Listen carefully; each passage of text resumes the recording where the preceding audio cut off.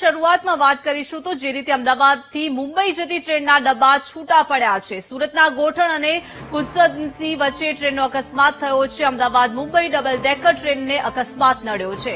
ટ્રેનના ડબ્બા છૂટા પડતા મુસાફરો અટવાયા. તો સુરત નજીક ટ્રેનના ડબ્બા છૂટ્યા છે. વધુ માહિતી સાથે સંવાદદાતા શૈલેષ જોડાઈ ગયા છે. શૈલેષ, ટ્રેનના ડબ્બા છૂટા પડ્યા છે, મુસાફરો અટવાયા છે, કેવી સ્થિતિ અત્યારે ત્યાં?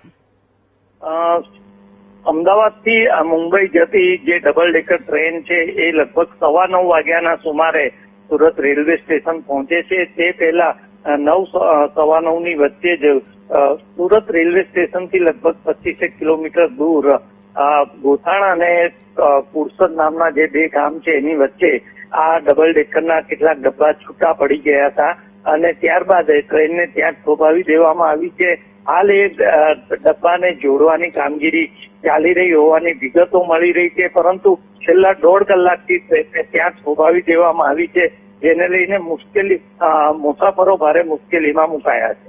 જી શૈલેષ, મુસાફરો મોટી સંખ્યામાં જોવા મળી રહ્યા છે. મુસાફરોને અત્યારે અટવાઈ ગયા છે એટલે ચિંતામાં છે, સ્વાભાવિક છે, પરંતુ અત્યારે મુસાફરો માટે કેવી વ્યવસ્થા અત્યારે ત્યાં જોવા મળી રહી છે?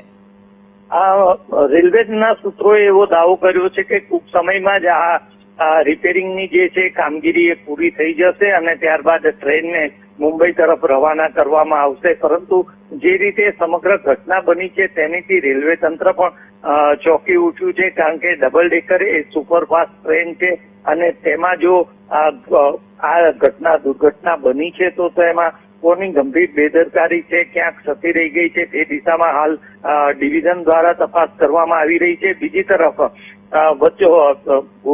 જે ગોથાણ રેલવે સ્ટેશન છે એની નજીક જ આ ઘટના બની છે અને હવે રેલવે તંત્રનો દાવો છે કે ટૂંક સમયમાં જ રિપેરિંગનું કામ જે છે પૂરું થશે અને ટ્રેનને રવાના કરવામાં આવશે. જી આભાર શૈલેષ, વિગત આપવા બદલ. તો અકસ્માત નડ્યો છે અને મુસાફરો અટવાયા છે. મહત્વનું છે કે ડબલ ડેકર સુપરફાસ્ટ ટ્રેન જે છે તે ગણવામાં આવે છે અને આને જ અકસ્માત નડતા અનેક સવાલો થઈ રહ્યા છે.